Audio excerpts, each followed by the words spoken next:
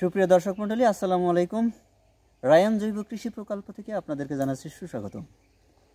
আমার হাতে কিছু দেখতে পাচ্ছেন দার্জিলিং কমলা। এই কমলাগুলো এই রায়ান জৈব কৃষি প্রকল্প থেকে কিছুক্ষণ আগেই হারভেস্ট করলাম। তো এগুলো খাওয়ার উদ্দেশ্যে এটার কত সুন্দর কালার আপনারা দেখতে পাচ্ছেন, যে এত সুন্দর একটা যে কমলার যে অরিজিনাল যে কালার, একবারে বিদেশি যে কালার, সেই কালার কিন্তু এই কমলার গায়ে চলে আসছে। তো অনেকেই মনে করতেছেন যে এই কমলাগুলো আসলে বাইরের কোনো কমলা। এটা বাইরের না, এটা আমাদের সম্পূর্ণ, এটা দার্জিলিংয়ের কোনো কমলা না। নামে দার্জিলিং হলেও আসলে এটা দার্জিলিং কমলা না, এটা হলো আমাদের দেশের রায়ান জৈব কৃষি প্রজেক্টের এই কমলাগুলো উৎপাদিত হয়েছে। এখানে দেখেন কমলার সাইজটা আপনারা বুঝতে পারবেন যে আমার হাতের তালুতে রয়েছে। আপনি দেখেন যে এই কমলা আমার একটা তালুতে ধরতেছে না, তো বুঝতেই পারছেন যে এটা প্রায় 250 থেকে 300 গ্রাম ওজন একটা তালু, এবং সাইজটা বুঝতেই পারছেন যে কত বড় একটা সাইজ। তো এটা 3টা অথবা 4টায় হয়তো বা কেজি হবে।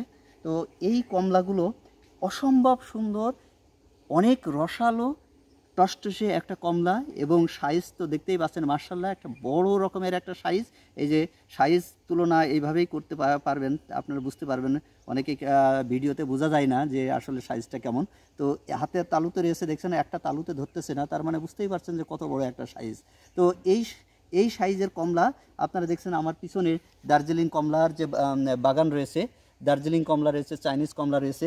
তো এই দার্জিলিং কমলা এবং চাইনিজ কমলা আমাদের কিন্তু এখন এই বাংলাদেশের মাটিতে, উর্বর ভূমিতে অনেক সুন্দর কিন্তু কমলা, সুমিষ্ট কিন্তু কমলা হচ্ছে।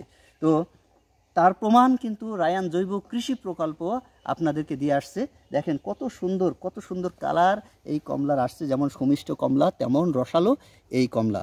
তো যারা এই ভিডিওটি দেখতেছেন তারা যদি এই কমলা বা এই কমলার চারা যদি আপনারা সংগ্রহ করতে চান, তাহলে রায়ান জৈব কৃষি প্রকল্প, কোটচাঁদপুর, ঝিনাইদহে আপনারা যোগাযোগ করতে পারেন। আসসালামু আলাইকুম।